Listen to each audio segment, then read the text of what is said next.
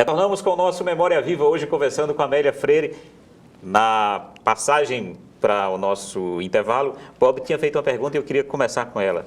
Sim, para a gente transitar mais rapidamente, ainda no Rio, eu comecei a participar do grupo de jovens que era ligada àquela teoria da Igreja Progressista, Teologia da Libertação, de Leonardo Boff. Então, nós seguíamos esse caminho e o grupo de jovens também foi outro. Eu digo que a minha formação foi lá, dos 14 aos 18 anos, eu tive uma formação de que a gente começou a se preparar.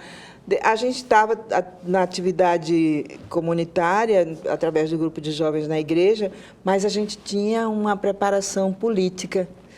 E era o movimento eclesial de base. Certo. O PT, inclusive, entrou nessa... A formação do PT saiu muito... Tem muita gente que é originária né?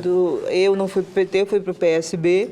Bem, então, nos anos 80, eu voltei em 78, e em 79 meu pai faleceu, eu tive que trabalhar para segurar, tanto eu quanto os meus irmãos, éramos 4 homens e 3 mulheres, e a gente teve que...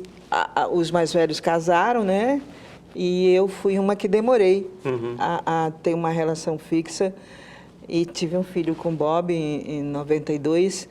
Em 83, a Cidade da Esperança estava num cenário de um bairro chamado... Um bairro periférico. Baixada Fluminense. Eu me lembro desse tempo, eu morava em Natal. Então, Paulo Queixada.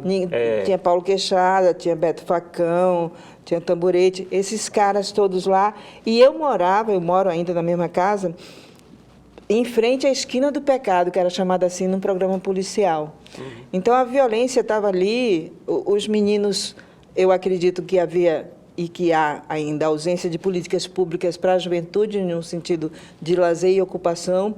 Então, os rapazes iam terminando o segundo grau ou abandonando o nível médio e ficando nas esquinas, e aí começava a ser cooptado pela marginália.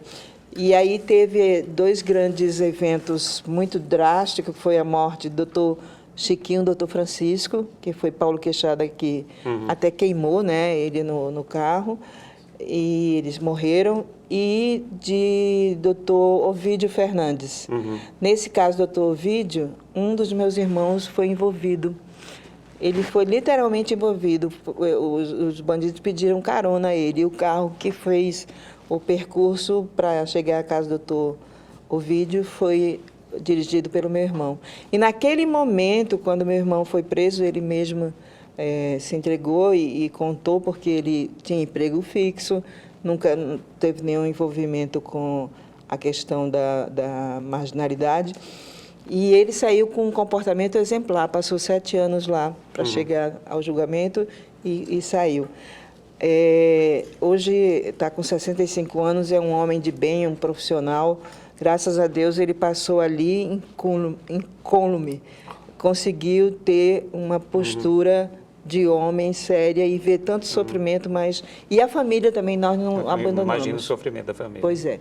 E aí foi que eu comecei a perceber, no dia da prisão, no outro dia nós conseguimos, o advogado Dr. Boanerges Gomes de Lima, foi seu advogado dele, e nós conseguimos convidar vários vizinhos.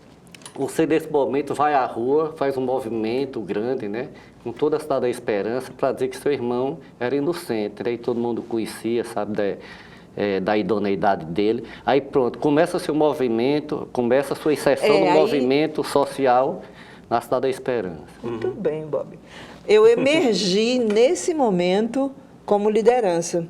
Rapidamente eu já estava sendo coordenadora do movimento contra a localização no Forno do Lixo, que o prefeito da época, Marcos Formiga, ainda biônico, ele tinha botado o Forno do Lixo em Nova Cidade, e aí era uma fedentina em toda a Cidade da Esperança. Nós começamos a combater, e daí a gente participou do movimento para que modificasse a realidade do bairro no sentido da marginalidade através da cultura. Eu sou poetisa, Bob também é poeta e compositor. Ele era do grupo Pó da Terra, que conduzia o Pó da Terra, e eu me inseri nisso, junto com vários grupos da Cidade da Esperança. E logo depois eu fui candidata, em 92, a vereadora. Quando eu fui candidata a vereadora, no segundo turno a gente apoiou Aldo para prefeito. Aldo Tinoco. Aldo Tinoco. E a ideia era que Henrique seria o prefeito naquele momento. Todas as pesquisas davam Henrique. Nós conseguimos ganhar no segundo tempo, né? Nos últimos minutos do segundo tempo. E com a chegada de Aldo, ainda Vilma de Faria, prefeita, no primeiro mandato dela, no final, ela me convidou para eu ser presidente do Conselho Municipal de Direito da Mulher, que não era só um conselho, era uma secretaria municipal. Nós tínhamos 29 funcionários, nós tínhamos carro, nós tínhamos vários cargos comissionados, era uma estrutura. Eu passei a ser ordenadora de despesa naquela secretaria. E a primeira coisa que eu fiz foi chamar, como é o nome dele, jornalista, que era o Hilder Medeiros. Desculpa, Hilder, que eu esqueci agora, mas eu chamei... A primeira assessoria de Hilder foi ao conselho, que não era conselho, só tinha um nome, mas era uma secretaria com status, recebia como secretária e tal. E aí também eu passei a me articular nacionalmente. Eu ocupei, fui coordenadora do Fórum de Conselhos Estaduais e Municipais. É nesse momento que você cria a casa para abrigar as mulheres vítimas de violência? Foi na segunda vez que eu fui presidente do Conselho. No primeiro momento, nós conseguimos fazer uma coisa que ninguém tinha feito antes. Primeira coisa interessante é que eu acabei sendo até hoje a única mulher vinda do movimento popular a ocupar o Conselho e a Secretaria da Mulher. E porque todos os outros nomes, né, Elizabeth Nasser foi a primeira presidente, secretária. Um extrato mais de classe média. Graça Lucena, né? Vani Policarpo, era sempre vindo da universidade e de classe média e média alta. Então eu fui bastante questionada, porque várias pessoas achavam que aquele lugar não era para uma pessoa que vinha da Cidade da Esperança. Mas o que eu fiz? Isso? Tinha muito, eu sofri muita discriminação. É mesmo. Muita mesmo, e de muitas mulheres. O que me surpreendeu é que eu até desenhei, a ideia é que tem aqui um bloco e a população está aqui. Então eu conseguia ver assim, as mulheres, as feministas e o movimento de mulheres que corre por aqui, que não se colocam como feminista. Até hoje eu acho que ainda é esse cenário. Então, uma pessoa que vem daqui, pula para esse centro e ocupa o lugar dessas pessoas ilibadas, iluminadas, então essas pessoas são questionadas. E há como se não tivessem legitimidade para estar. Não é reconhecida como legítimas para ocupar aquele espaço. Agora, depois desse trabalho todo, uma audiência pública, Tereza Freire, que é bastante conhecida, psicóloga bastante conhecida do PT, na audiência pública ela disse que você era um ícone do movimento feminista do Rio Grande do Norte. O que é que você acha dessa... Eu fico muito feliz. Tinha uma água por aqui, né? Eu fico muito feliz desse reconhecimento. Inclusive agora eu fui homenageada pela Câmara Municipal no dia 11, e isso me deixou bastante feliz, porque hoje eu tenho a aceitação e reconhecimento, porque eu tive que provar na prática. Então, com ação. Com ação. Na hora que quanto mais objeção que me faziam, mais eu articulava, e eu criei uma forma muito legal, que eu acredito que foi muito bom, é que eu me articulava nacionalmente e trazia todas as informações para cá. Não tinha internet. Isso te empoderava para enfrentar as adversidades locais. Mas, Amélia, tem um ponto que é fundamental, e eu queria que você focasse nele, que é a Casa Abrigo, porque ela é um marco importante e que também é expressão da sua sensibilidade para um problema que está longe de ser resolvido na sociedade brasileira. Então, eu queria que você focasse. Você acredite que é uma dor enorme trabalhar com a questão da mulher de verdade. Imagino que deve ser. Quem realmente encara, quem chega na ponta. E o município, ele é o local onde a gente pode trabalhar e sentir a população, porque o Estado não tem população, o governo federal não tem população, está no município. Então, eu tive essa oportunidade, e quando foi em 2001, nós recebemos Rossana Roberta, era delegada na época, E ela não tinha o que fazer não tinha a Lei Maria da Penha ainda, em 2001, e ela não tinha o que fazer com uma mulher que chegou, a mulher era de Mãe Luísa, e o marido dela, o ex-marido, era um traficante conhecido, respeitado, um dos maiores na época, um dos maiores... Respeitado no mundo do crime, né? Sim, respeitado lá, no mundo do crime mesmo. Certo. Ele, na verdade, não foi em 2001, foi em 99. Nós estamos com 20 anos da Casa Abrigo.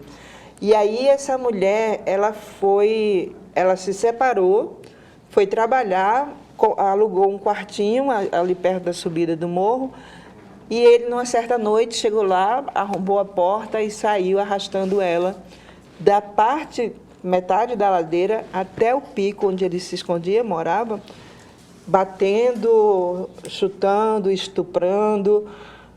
Quando ela conseguiu sair, ela foi socorrida pela mãe dele, que abriu as telhas. No outro dia, ele deixou ela também em cárcere privado e a mãe conseguiu libertá-la. A mãe dele. A mãe dele. E ela estava numa situação, se você visse a imagem dela, era uma coisa monstruosa. Triste, muita dor mesmo. E ela foi e denunciou. Quando ela denunciou, Rossana não sabia o que fazer, porque ele era um homem perigoso, não é?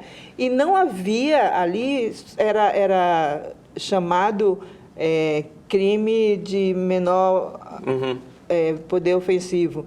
Então, não era caracterizado violência contra a mulher com seriedade. Aí ela foi para o conselho. Quando chegou lá, eu botei ela numa pousada. E aí, alugamos, junto com a Secretaria Municipal do Trabalho e Assistência Social, a deputada Márcia Maia era secretária na época, Vilma era prefeita, e nós criamos a Casa Abrigo com essa mulher, a primeira. Você diria que Vilma era sensível a essa temática? Ela era muito sensível ao que eu falava com ela. Acho que faltou um pouco mais, até porque tem uma coisa que eu acho interessante. Quando eu escrevi um artigo, quando ela ganhou pela primeira vez como governadora, eu escrevi um artigo, Uma Mulher para Governar. E eu faço uma ligação, porque Vilma era chamada de a guerreira.